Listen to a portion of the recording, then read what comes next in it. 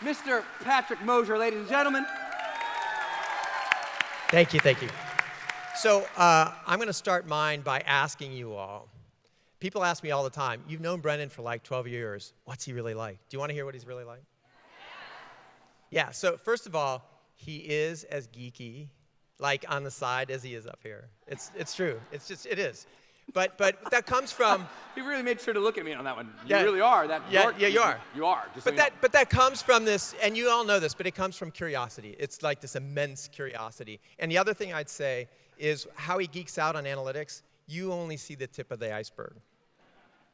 Man, this guy is like wants to know everything underneath everything. So it's awesome. So thank you for the opportunity to do this, to serve you all. So I got to go on my thing. So what I want to do, first of all, Patrick Mosher, I worked with him at Accenture 11 years ago. And I was there for 28 and a half years. I just left Accenture last month. After 28 years. So how many of you have done corporate work, been in corporate? Just, okay, so like about half, it looks like. Yeah, still. So I've done that a lot. So I'm a newbie in this entrepreneur space, but I think these things still apply. So what I want you to do is imagine a big pile of rocks over here. You got it? Big pile, maybe it's about this big, So there's this big pile of rocks. To me, project management is, I need to move that pile of rocks somewhere over here, right? So I got to put them over here someplace. So basically, good project management is how do you move those rocks over there? The first thing about that pile of rocks that I'm going to give you is I think about, and you said this at lunch with us, you've got to make the plan and then work the plan. So plan the work the plan. Write that down. How's that? Plan the work the plan. So part of that is, if you've got this pile of rocks here, and then you say, wow, let's put it right in front of Brendan. And then you get half of those rocks moved there. It's like, no, let's put them over here. That's better. Guess what happened to your project plan? You just messed it up really bad. So part of this is make sure you know where you're going before you start. That's what planning the work is. Know where you're going to go before you start the work. Because you could put a lot of effort into something and end up off track. So that's the first piece. Then when I think about these rocks over here, and there's all sorts, I don't know how many rocks I have, but I think of these rocks as being in increments of either 4 to 40 hours of work. 4 to 40 hours of work. If you're trying to plan stuff that's less than 4 hours, it's not worth your time looking at that. Just do it. If it's over 40 hours of work, you've got this humongous chunk of work that you don't know what you're actually going to do with, so break it down. Right? Thank you for that. Charlie's giving me some good stuff here.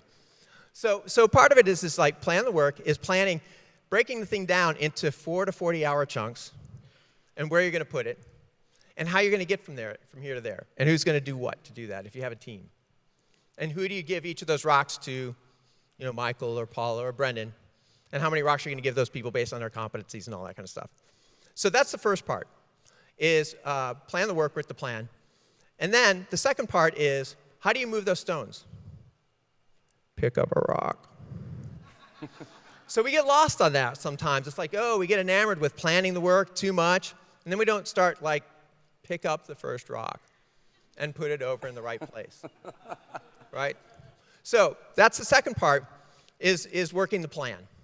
Pick it up, work the plan. And part of working the plan as well is, as you're going along doing it, is track your progress.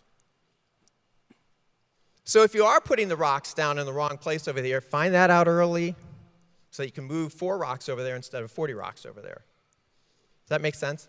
Is this helpful? Okay.